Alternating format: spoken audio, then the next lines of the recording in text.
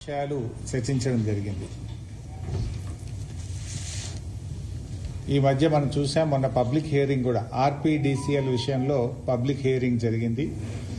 దాని విషయంపై నిన్న ముఖ్యమంత్రి గారు మాట్లాడుతూ 24 గంటల ఉచిత కరెంటు ఇవ్వడం కోసమే ఆర్పీడీసీఎల్ ఏర్పాటు చేస్తున్నాము అని నిన్న ముఖ్యమంత్రి గారు చెప్పారు. 24 గంటల ఉచిత విద్యుత్తు రాష్ట్రంలోని రైతాంగానికి ఇవ్వడానికే ఆర్పీడీసీఎల్ ఏర్పాటు చేస్తున్నామని నిన్న ముఖ్యమంత్రి గారు చెప్పిన విషయం అన్ని పత్రికల్లో పతాక శీర్షికలో మనం చూడడం జరిగింది. వాస్తవం వేరు, ముఖ్యమంత్రి మాట్లాడుతున్నది వేరు. ఆర్పీడీసీఎల్ అనేటువంటి దాని ఏర్పాటుతో రాష్ట్రంలోని రైతాంగానికి 24 గంటల ఉచిత విద్యుత్తు రానే రాదు. ఆర్పీడీసీఎల్తో రాష్ట్రంలోని రైతులకు 24 గంటల ఉచిత విద్యుత్తుకు ఉరితాడైతుంది. లిఫ్ట్ ఇరిగేషన్ స్కీములు, ముఖ్యంగా మన రాష్ట్రంలో అన్ని లిఫ్ట్ ఇరిగేషన్ స్కీములే ఉంటాయి. కాళేశ్వరం, దేవాదుల, సీతమ్మ సాగర్, సమ్మక్క సాగర్, కల్వకుర్తి, నెట్టంపాడు, భీమా, కోయిల్ సాగర్, ఏఎంఆర్, ఎస్ఎల్బీసీ, ఇవన్నీ కూడా లిఫ్ట్ ఇరిగేషన్ ప్రాజెక్టులే. అంటే సాగునీటి రంగానికి చెందిన లిఫ్ట్ ఇరిగేషన్ ప్రాజెక్టుల పాలిట ఆర్పీడీసీఎల్ శాపంగా మారబోతా ఉంది. అదేవిధంగా రాష్ట్రంలోని ప్రతి ఇంటికి త్రాగునీరిచ్చే మిషన్ భగీరథ పాలిట పట్టణాలకు త్రాగునీరు సరఫరా చేసే డ్రింకింగ్ వాటర్ స్కీమ్లకు కూడా ఆర్పీడీసీఎల్ ఏర్పాటుతో కరెంటు కోతలు తప్పవు, నీటి కోతలు కూడా ప్రజలకు తప్పవు. తాగునీటిలో కూడా కోతలు, తాగునీటి ప్రాజెక్టులకు కరెంటు కోతలు తప్పవు అనేది స్పష్టమైతా ఉంది. అంటే ఈ ప్రభుత్వ విధానం కూడా మనం చూసాం. గతంలో రేవంత్ రెడ్డి గారు చెప్పారు, రైతులకు 3 గంటల కరెంటు చాలు అన్నారు. నిన్న రైతు కమిషన్ చైర్మన్ కోదండ్ రెడ్డి గారు కూడా ఏమన్నారు, రైతాంగానికి 3 గంటల కరెంట్ ఇస్తే చాలు అని కాంగ్రెస్ ప్రభుత్వం తరఫున, కాంగ్రెస్ పార్టీ తరఫున రైతు కమిషన్ చైర్మన్ గా అధికారిక హోదాలో నిన్న ఆయన వాదనలు వినిపించాడు. ఈఆర్సీ ముందు చెప్పిండా, అఫీషియల్ గా ఈఆర్సీ ముందు మినిట్స్ రికార్డ్ అయినాయి. రైతాంగానికి 3 గంటల కరెంటు చాలు అని కాంగ్రెస్ పార్టీ అధికారికంగా ఈఆర్సీ ముందు వాదనలు వినిపించింది. అది ఈ రోజు ఈఆర్సీ ముందు రికార్డ్ అయి ఉన్నది. ఎందుకంటే రేవంత్ రెడ్డి కూడా 3 గంటలు చాలన్నాడు. అయితే ఈ మాటలు నేను ఏదో వేగ్గనో రేవంత్ రెడ్డి లాగా అబద్దాలు మాట్లాడు మాకు ఇంటా వంట లేదు. మాకు నిజాయితీ తెలుసు, నీతి తెలుసు, ఏది మాట్లాడినా పద్ధతిగా మాట్లాడటం తెలుసు, ఆధారాలతో మాట్లాడతాం, లెక్కలతో మాట్లాడతాం. రేవంత్ రెడ్డి లాగా బట్టగాల్చి మీదేయడమో, అబద్దాలు మాట్లాడి పబ్బం గడుపుకునేం మాకు ఇంటా వంట లేదు. ఈరోజు రేవంత్ రెడ్డి గారు నేను ఎందుకు అడుగుతున్న మాట అంటే, నేను ఛాలెంజ్ చేస్తున్నా రేవంత్ రెడ్డిని. నువ్వు 24 గంటల ఉచిత విద్యుత్తు ఈ తెలంగాణ రాష్ట్ర రైతాంగానికి ఇస్తేనే ఓటు అడుగుతా అని చెప్పు దమ్ముంటే, లేకపోతే ఓటు అడగను అని చెప్పు నీకు దమ్ముంటే. I'm challenging Revanth Reddy. అసలు ఇప్పుడే వస్తలేదు, మీరు బాండి బిడ్డ, చాలు డిస్టర్బ్ చేయ, ఒకటి తీసుకొని పోవాలి, ఊకేం డిస్టర్బ్ రా బిడ్డ. ఇప్పుడే రావట్లేదు. రాష్ట్ర రైతాంగానికి ఈరోజు ఏ ఊరికన్నా పోదాం.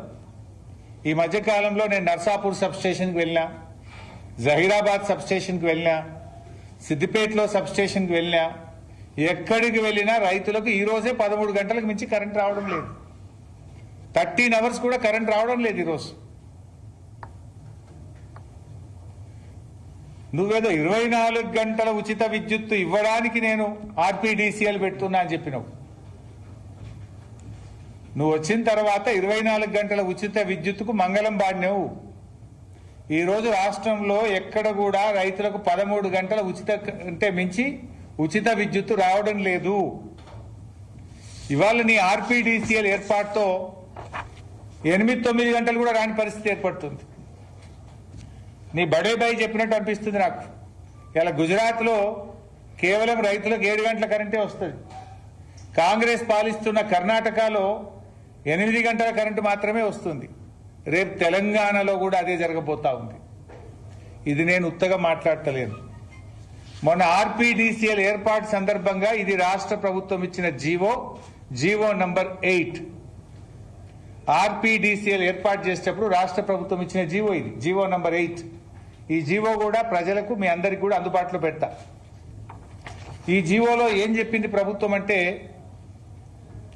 Energy department TGRPDCL formation of third discom approval అని కింద ఏం చెప్తారు ఇలా,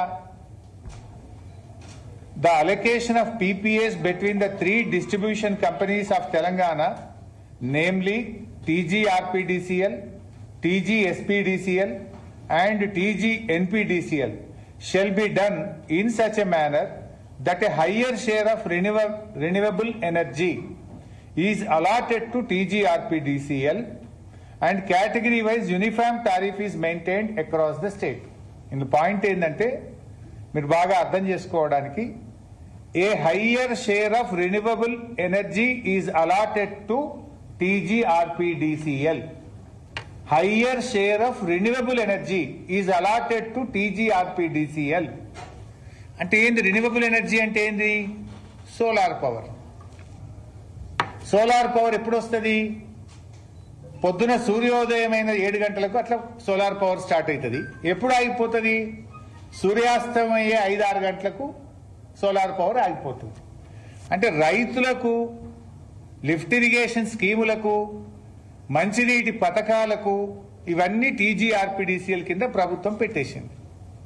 మరి టీజీఆర్పీడీసీఎల్కి ఏ కరెంట్ ఇస్తా అంటుండ్రు Revanth Reddy? Renewable energy solar power ఇస్తా అంటుండ్రు. థర్మల్ పవర్ ఇవ్వడట, హైడల్ పవర్ ఇవ్వడట, ఓన్లీ సోలార్ పవర్ ఇస్తా అంటుండ్రు. మరి సోలార్ పవర్ ఎప్పుడు ఉంటుంది? పొద్దుగాల 7 గంటలకు వస్తుంది, సాయంత్రం 5కి పోతుంది. అంటే ఎన్ని గంటలు ఉంటుంది? 8-9 గంటలే ఉంటుంది. అంటే చెప్పకనే రేవంత్ రెడ్డి ఏం చెప్పింది జీవో ద్వారా అంటే, రేపు రాష్ట్రములో రైతులకు 8-9 గంటల కరెంట్ ఇస్తా అని ఈ జీవోలో స్పష్టంగా చెప్పిండ్రు. అందుకే I'm challenging mister Revanth Reddy, 24 గంటల ఉచిత విద్యుత్ రైతాంగానికి ఇస్తేనే నేను ఓట్లు అడుగుతాను. చెప్పు నీకు దమ్ముంటే, చెప్పు నీకు దమ్ముంటే. ఈ జీవో ఏం చెప్తుంది?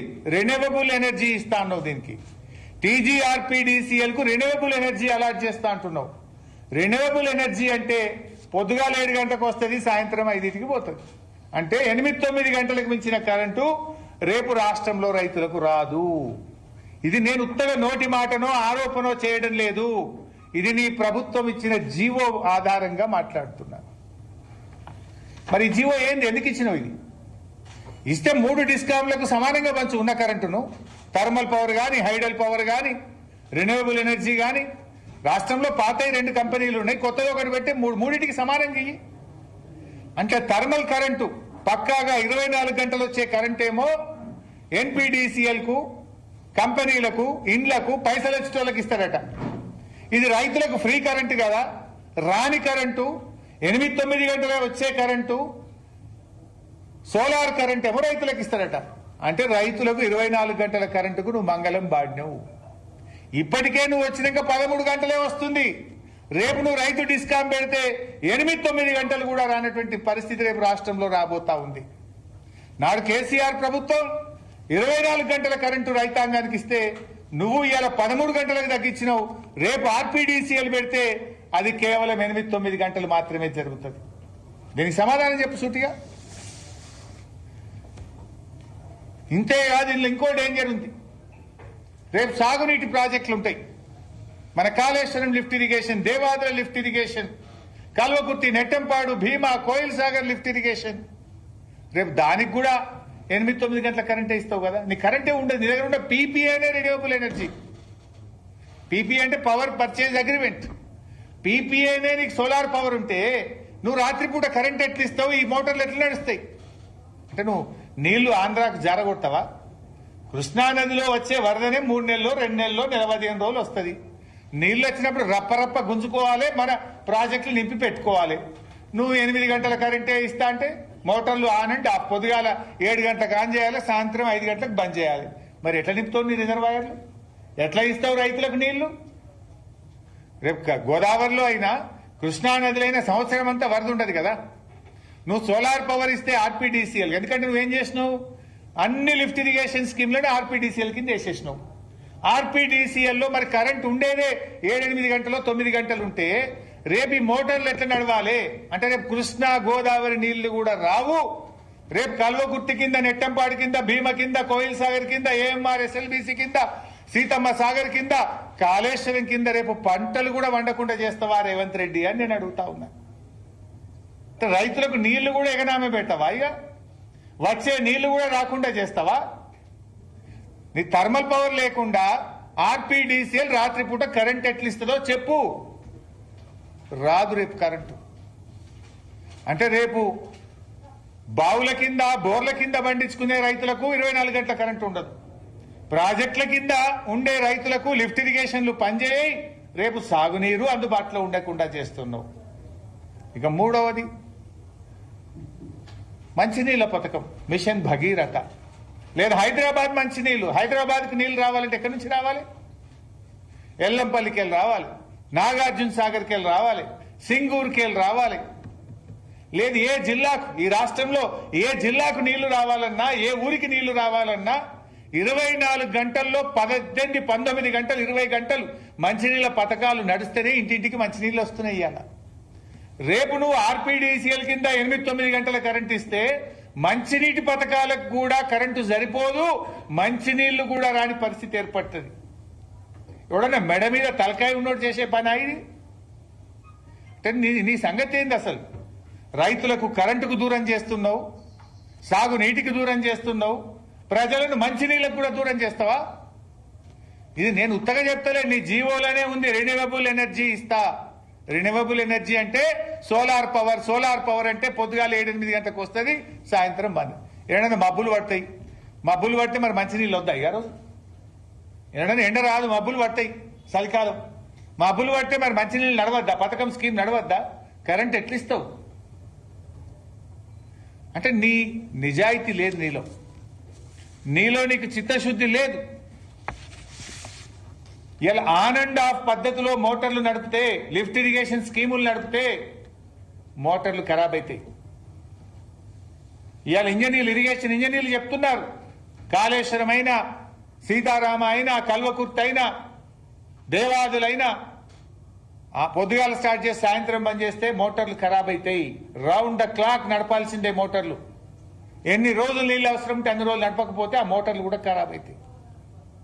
అంటే రేవంత్ రెడ్డి ఇలా ఆర్పీడీసీఎల్ ఏర్పాటు చేసి ప్రజలను బోరు బావుల మీద ఆధారపడ్డ రైతులకు 24 గంటల కరెంటుకు దూరం చేస్తున్నాడు.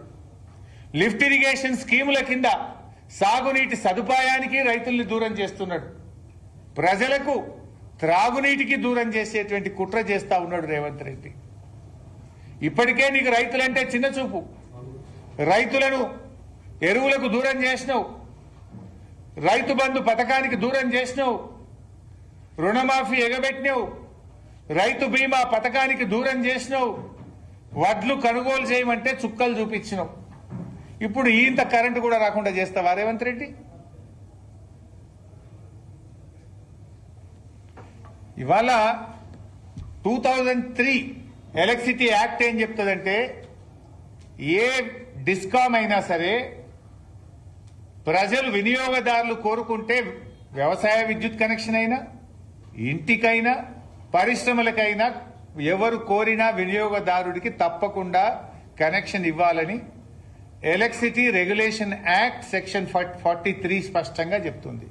నువ్వు రేపు ఎస్పీడీసీఎల్ కింద ఉన్న రైతు, నీకు నేను వ్యవసాయ విద్యుత్ కనెక్షన్ ఇయ్యా, నువ్వు రైతు డిస్కామ్ కిందకే పో అంటే హక్కు నీకు రాష్ట్ర ప్రభుత్వానికి లేదు, నీ ఈఆర్సీకి కూడా లేదు. ఇవాళ ఎంత దారుణం అంటే, మన ఊర్లలో మనం చూస్తుంటాం. ఇప్పుడు ఇరుకోడు పక్కన హనుమంతపల్లి అని ఒక ఊరు ఉంటుంది. హనుమంతపల్లి పోతే ఏముంటుంది? బాయిల కాడనే ఊరది. ఇంటెనకనే బాయి, ఇల్లు, బాయి గడ్డ మీదనే ఇల్లు ఉంటుంది, ఇంటి పక్కనే బాయి ఉంటుంది. రైతులు ఏం చేస్తారు? అక్కడ చాలా మంది ఇంటెనక పొద్దుగాలు లేచి బాయి కాడ పని చేసుకుంటారు, ఇంట్లో ఉంటారు. కొంతమంది ఆ బావి పక్కనే ఓ పౌల్ట్రీ కూడా వేసుకుంటారు, చిన్న షెడ్ వేసుకుంటారు, 500 కోళ్ళదో 1000 కోళ్ళదో వేసుకుంటారు. ఇప్పుడు నువ్వు తెచ్చిన ఆర్పీడీసీఎల్ వల్ల ఏం జరుగుతుంది తెలుసా? బావి కాడ కరెంటు పోతే ఒకరికి ఫోన్ చేయాలి, ఇంటికాడ కరెంటు పోతే ఇంకొకరికి ఫోన్ చేయాలి. రేపు ఆ బావి గడ్డకు నేను ఇల్లు కట్టుకుంటా, ఎవరైనా కొత్తగా ఇల్లు కట్టుకుంటా, నాకు ఎలక్ట్రిసిటీ కనెక్షన్ ఇవ్వమంటే ఏమైతుంది తెలుసా? రేపు లేలే మేము ఇయ్యం, ఎస్పీడీసీఎల్ వాళ్ళు ఇస్తారు, అప్లికేషన్ పెట్టుకుంటాడు. ఎస్పీడీసీఎల్ ఏమంటాడు? నీ బావి కాడ ఉన్న కరెంటు పోలు కరెంట్ ఏదైతే ఉందో అది నాది కాదు, ఆర్పీడీసీఎల్ది. నేను నీకు ఇంటికి మీటర్ ఇవ్వాలంటే ఇరుకోడ్ సబ్ స్టేషన్కి వెళ్ళి 12 పోల్లు పడతాయి, ఆ 12 పోల్లకు పైసలు కట్టు, వైర్కు పైసలు కట్టు, వేయడానికి అవసరమైన పైసలు కట్టని నీ ఇంటికాడ కనెక్షన్ ఇస్తా అంటాడు. అంటే డబుల్ లైన్లు వేసుడు, పోల్లు కూడా ఎక్కువ పడతాయి రైతుల పొలాలలో. ఇప్పుడు బావి కాడ కనెక్షన్ ఉంది ఆల్రెడీ కరెంటు, దానికే ఇవ్వచ్చు కదా. రేపు ఇప్పుడు కొత్త సిస్టమ్ ఏం చెప్తుందంటే ఆర్పీడీసీఎల్ రైతులకు మాత్రమే ఇస్తుందట, ఇంటికి ఇవ్వాలంటే ఎస్పీడీసీఎల్ ఓడో ఎంపీడీసీఎల్ ఓడో ఇవ్వాలి. లేదు బావి కాడ ఒక పౌల్ట్రీ పెట్టుకున్నా అంటే ఎస్పీడీసీఎల్ ఎంపీడీసీఎల్ ఇవ్వాలి. లేదు మా పసుపు పండించే రైతులు పసుపును ఉడకబెడతాము అంటే లేలే ఇది దీని కింద ఉడకబెట్టద్దు, ఎస్పీడీసీఎల్ కరెంట్ తీసుకో అంటాడు. చెరుకు పట్టాలి, చెరుకు నేను దిప్పాలి, గానుగ దిప్పాలంటే ఎస్పీడీసీఎల్ కనెక్షన్ ఇవ్వాలంటాడు. అంటే ఆ ఎస్పీడీసీఎల్ ఏమంటాడు? నీ బావి కాడ నా కరెంట్ లేదు, నేను ఊరి నుంచి నీ ఇంటికాడ పెట్టుకునే ఇల్లు, బావి కాడ కట్టుకునే ఇల్లుకు గాని బావి కాడ కట్టే పౌల్ట్రీకి ఎన్ని పోళ్లు పడతాయో ఆ లెక్క కడితేనే పైసలు కడితేనే రేపు ఇస్తా అంటాడు. Is it not national waste? Is it not public waste? Public money waste చేయడం కాదా ఇది? ఆల్రెడీ కరెంటే ఉండే సపరేట్గా దానికి కనెక్షన్ ఇయ్యక ఇప్పుడు 3వ కంపెనీ పెట్టి నువ్వు ఆడ బావి కాడ, ఇప్పుడు లంబాడి వాళ్ళు, మా గిరిజనులు, గోండులు, కోయలు, ఎస్టీలు అంతా కూడా బాయిలకానే ఉంటారు, బాయిలకానే ఇల్లు కట్టుకుంటారు. రేపు వాళ్ళ పరిస్థితి ఏమవుతుంది అన్నట్టు? ఇలా రైతుల మీద ప్రజల మీద భారం పడుతుంది, రేపు వినియోగదారుల మీద భారం పడుతుంది. అనవసరంగా 2 లైన్లు వేయాలి, బాయికోటి ఇంటికోటి, 2 లైన్లు వేస్తే పొలాలు ఖరాబ్ అవుతాయి, పోళ్లు ఖరాబ్ అవుతాయి, పబ్లిక్ మనీ వేస్ట్ అవుతుంది, ప్రజల మీద భారం పడుతుంది. ఇది ఒక తుగ్లక్ చర్య. టీజీఆర్పీడీసీఎల్ అనేది ఒక తుగ్లక్ చర్య. ఎంత డబుల్ పని. ఇప్పుడు థెఫ్ట్ స్కీమ్ దాని కింద ఉంటారు, టీమ్స్ ఉంటాయి, అదేవిధంగా ఆడిట్ టీమ్స్ ఉంటాయి, స్టోర్స్ ఉంటాయి, ఇవన్నీ డబుల్ పెట్టాలి, దానికోటి దీనికోటి, దానికోటి దీనికోటి. ఇది ప్రజల మీద వేస్ట్ ఆఫ్ పబ్లిక్ ఫండ్స్. అదేవిధంగా రేవంత్ రెడ్డి గారు ఇదంతా అసలు ఎందుకు చేస్తున్నాడంటే ప్రైవేటైజేషన్ చేయడానికి కుట్ర చేస్తున్నాడు. రేవంత్ రెడ్డి నేను డిమాండ్ చేస్తున్నా, నువ్వు అసెంబ్లీ పెట్టు, దీని మీద చర్చ పెట్టు. Come on let us call for the assembly. రాష్ట్రంలో 70-80 లక్షల మంది రైతులకు సంబంధించిన ప్రధానమైన సమస్య మీద నువ్వు అసెంబ్లీ పెట్టకుండా ఎందుకు చర్య తీసుకుంటున్నావు? ఎందుకు నిర్ణయం తీసుకుంటున్నావు? అసెంబ్లీ పెట్టి చర్చ పెట్టు, దీని మీద నిజాలు మాట్లాడదాం అసెంబ్లీలో.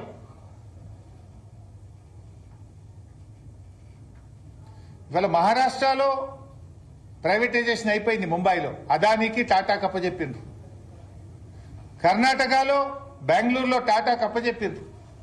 నువ్వు కూడా ఈ రైతులని ఫ్రీ ఉచిత కరెంటు అంతా పక్కకు పెట్టి పైసలు వచ్చే కరెంటును ప్రైవేట్ వాళ్ళకి ఇవ్వడానికే ఈ ఆర్పీడీసీఎల్ ఏర్పాటు చేస్తున్నావు. ఇది ప్రైవేటైజేషన్ లో ఒక కుట్రలో భాగంగా నువ్వు చేస్తున్నావు. ఆ 2 డిస్కాంలు నేను ప్రైవేటైజ్ చేయను అని ప్రజలకు మాటిను, ఆ 2 డిస్కాంల మీద కొత్తగా అప్పులు చెయ్యను అని ప్రజలకు మాటి, అప్పులు చేస్తావు మళ్ళీ నువ్వు కొత్తగా 1000 కోట్లు. ఉన్న అప్పులన్నీ ఇప్పుడు టీజీఆర్పీడీసీఎల్ కు మార్చినావు. మళ్ళీ దాన్ని ఏంది కొత్తగా ఉంది, బుక్కులు మంచిగా ఉన్నాయి, ఇక దీని మీద కొత్త అప్పులు పాత అప్పులు ఏం లేవని మళ్ళీ కొత్త అప్పులు లేవడానికి డ్రామా నువ్వు ప్రైవేటైజేషన్ చేయడానికి.